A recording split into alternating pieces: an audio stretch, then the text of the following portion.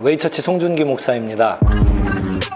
오늘 받은 질문은 어차피 하나님이 다 역사하실 텐데 제가 왜 기도해야 하나요? 입니다. 여기에 대해서 여러분들의 생각이 있으면 댓글로 남겨주세요.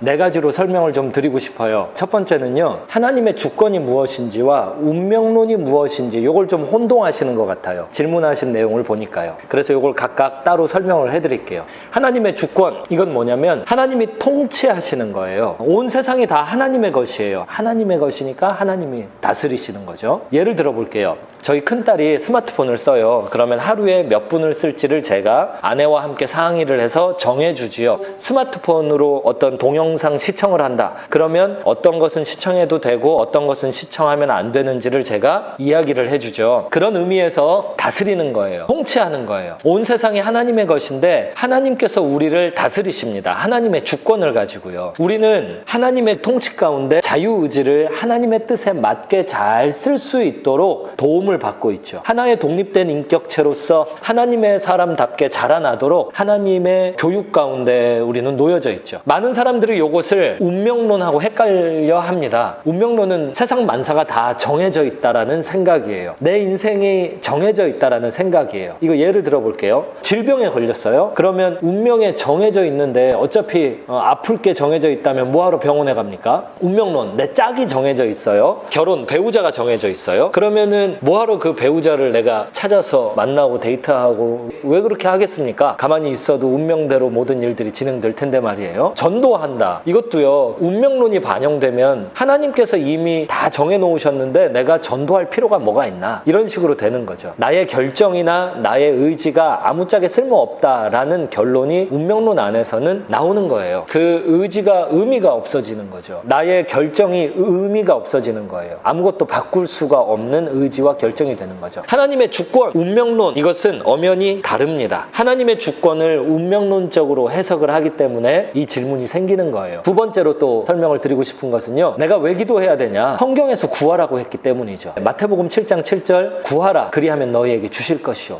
구하라 명령하셨어요. 마태복음 18장 19절, 진실로 다시 너희에게 이르노니 너희 중에 두 사람이 땅에서 합심하여 무엇이든지 구하면 하늘에 계신 내 아버지께서 그들을 위하여 이루게 하시리라. 이렇게 기도를 명령하고 계십니다. 마태복음 21장에서는요, 무엇이든지 믿고 구하는 것은 다 받으리라. 이렇게 기도를 명령하시고요. 야고보서 1장 6절은 오직 믿음으로 구하고 조금도 의심하지 말라. 이렇게 이야기를 하고 있죠. 그리고 야고보서 4장 2절에서는 너희가 얻지 못함은 구하지 아니하기 때문이요 하면서 구할 것, 기도할 것을 이야기하고 있습니다. 세 번째, 성경을 읽다 보면 하나님이 기도에 신실하게 지속적으로 응답하시는 모습을 보여주고 있으니까요. 출애굽기 32장 보면 모세의 중보기도가 나오죠. 이런 상황이었어요. 십계명을 받으러 간 사이에 산 아래에 있었던 이스라엘 백성들은 금송아지를 만들어서 우상 숭배를 하죠. 모세가 내려와가지고요, 가슴을 치며 기도합니다. 그 기도하는 내용, 주의 기록한 책에서 내 이름을 지워버려 주소서. 내가 이렇게 간절하게 원합니다. 주님, 이 이스라엘 백성들 우상 숭배로부터 건지소서. 이렇게 기도했을 때 하나님이 응답해 주셨죠. 바울의 중보기도도 모세의 중보기도랑 비슷한 면이 있어요. 로마서 9장 3절, 나의 형제 곧 고륙의 친척을 위하여 내 자신이 저주를 받아 그리스도에게서 끊어질지라도 원하는 바로라. 나의 형제들의 구원을 이렇게 간절히 원합니다. 하나님이 응답해 주시잖아요. 그뿐만이 아니죠. 모세가 기도의 팔을 들고 있는 동안 승리했던 아말렉 전투는 어땠으며, 민수기 11장에서 광야에서 물과 음식 없을 때 기도했을 때 하나님이 응답해 주셨죠. 여호수아의 기도로 해와 달도 멈췄던 사건은 또 어떻고요. 엘리야의 기도로 비가 3년 6개월 비도 이슬도 안 오기도 하고 또 다시 기도했을 때 비가 내렸죠. 사무엘상 1장에서 등장하는 한나, 기도했을 때 하나님이 기도 응답으로 사무엘 주셨잖아요. 사도행전 12장 5절, 이에 베드로는 옥에 갇혔고 교회는 그를 위하여 간절히 하나님께 기도하더라. 기도했을 때 베드로가 신비한 방법으로 옥에서 풀려나게 됐었죠. 성경을 읽으면 이렇게 기도에 하나님이 응답하시는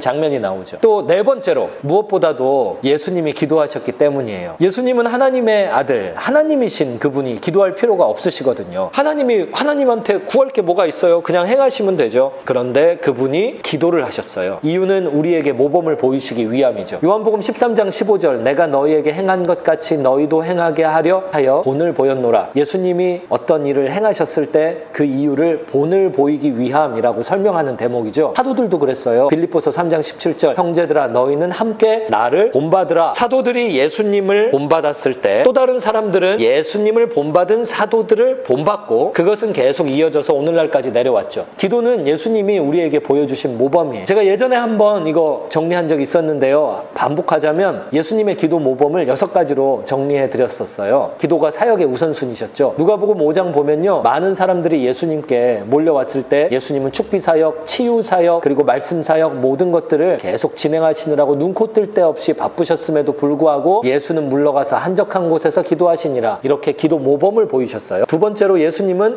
바쁠수록 더욱 새벽에 시간을 내서 기도하는 모습을 보여주셨어요. 예를 들면 마가복음 1장 35절로 37절 보면요. 따로 나가서 새벽에 아직 밝기도 전에 한적한 곳에서 기도하셨고요. 세 번째, 예수님의 기도 모범을 보면 시간과 장소에 대한 기도 습관, 기도 루틴이 있으셨어요. 누가복음 22장 39절 보면은 예수께서 나가사 습관을 따라 감람산에 가심에 제자들도 거기 따라갔다고 기록되어 있죠. 그리고 네 번째로는요. 예수님이 도저히 기도할 수 없는 상황에서는 기도의 기회를 억지로라도 만드셨던 것이 마태복음 14장에 이렇게 등장해요. 예수께서 즉시 제자들을 재촉하사 무리를 흩는 동안에 재촉하사 그 다음 장면이 기도하는 장면이었죠. 그리고 다섯 번째 기도 모범, 예수님은 기도 중심으로 제자화를 시작하셨어요. 예수님이 제자 삼으실 때 먼저 예수께서 기도하시러 산으로 가사 밤이 새도록 하나님께 기도하시고 밝음에 그 제자들을 부르사라고 누가복음 6장 12절에 기록되어 있죠. 끝으로 여섯 번째 예수님의 기도 모범은 제자화를 위해 밤샘 기도하셨고 새벽 기도하셨고 금식 기도하셨고 그것을 우리가 성경을 통해 알 수 있죠. 질문은 그랬어요. 하나님이 다 아는데 내가 왜 기도해야 됩니까? 제가 4가지로 대답을 드렸어요. 첫 번째는요. 이 질문자분은 하나님의 주권과 운명론을 혼동하고 계시는 것 같습니다. 라고 대답을 드렸고요. 두 번째로는요. 성경에서 구하라고 했기 때문이다. 그리고 세 번째로는요. 하나님이 기도에 응답하시는 모습을 성경에 기록되어 있기 때문이다. 그리고 네 번째로는요. 예수님이 그 기도 모범을 성경을 통해 우리에게 보여주시고 계시기 때문입니다. 이렇게 4가지로 대답을 드렸습니다. 계속 질문해 주시고요. 특히 성경 말씀에 대한 질문 환영합니다. 오늘은 여기까지입니다. 시청해 주셔서 감사합니다.